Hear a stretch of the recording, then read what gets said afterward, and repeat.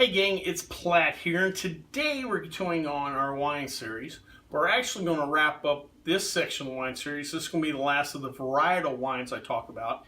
And we're going to get into now the different grape or the different winemaking regions of the world. But today we're going to talk about Nebbiolo. Nebbiolo is an Italian red wine grape, most known from being from the Piedmont region of Italy. It is the predominant grape in several classic Piedmont wines like Barolo, Barbaresco, Rocca, and Gamay, which is not to be confused with Gamay, which is a French grape they use in wine production there.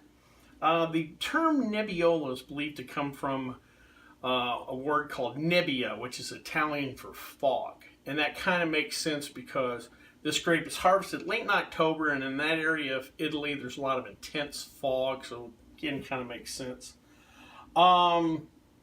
Believed to be indigenous to Piedmont, there is some DNA evidence to say that it might be from Lombardy, but this is definitely an Italian grape. It has a long history in Italy.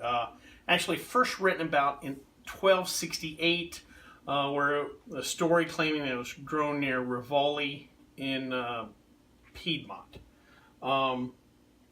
This grape is kind of finicky for the winemaker.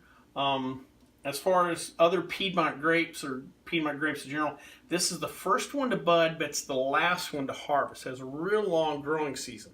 So much so that when you compare it to Barbera and Dolcetto, a couple of other Piedmont grapes, those will have their complete growing season, be harvested, and sometimes are fully fermented by the time they get around to just harvesting Nebbiolo. Also, Nebbiolo is usually needing to be planted on the south-facing slopes of the hills there because we want to get an additional sun. It needs help ripening. Also, it needs warmth to help develop the sugars. Nebbiolo also is finicky when it comes to soil. It doesn't work well in all soil types. So like I said, this grape can be some work to the winemaker and to the viticulturalist, but still produces great wines.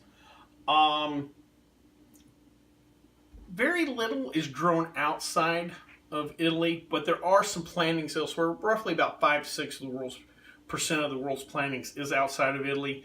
You got some in Chile, Argentina, here in the U.S., California and Washington, and surprisingly in the Baja California area, Mexico, where there's a burgeoning wine scene there, and a couple of these Italian grapes, including Nebbiolo, are helping to build that. As far as the wine Nebbiolo produces, it has ample amounts of acids and tannins.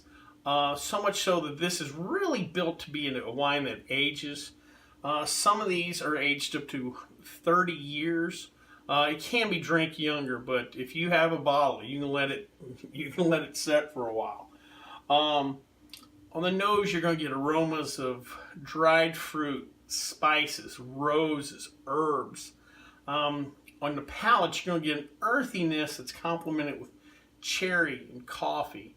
Body-wise, this is a medium body wine, so even with a lot of the big tannins and acids, however, as far as the mouthfeel, you're going to get something more in the medium range. Food pairing, we're going to pair this because of the tannins and the acids. You're going to want to give them something like fats, give them something to cut through.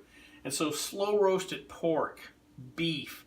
We're going to pair it with cheeses like goat cheese and brie.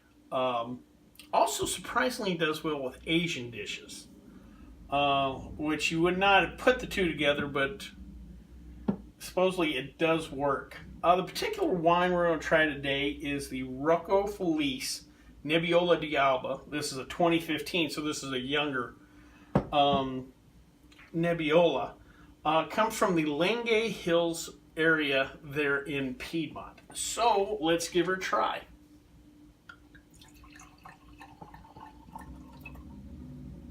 All right. Right now, I can tell you this is got a little lighter color. clearly can see through my glass. Let's give her a nose.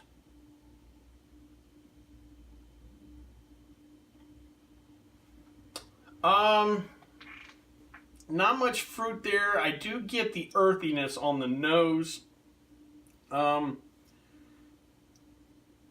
can also tell that this is, you can almost pick up some of the tannins on the nose, even though generally that's a palate thing. You can almost get some of that. Let's give her a try.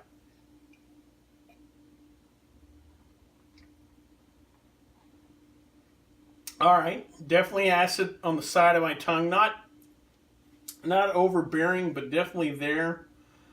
I'm gonna say medium length on the finish. Body wise, so that medium body, that is about right. As far as the body wise, is something you could drink, but there are some forces there. There's like I said, I got earth on the nose. I get it on the palate.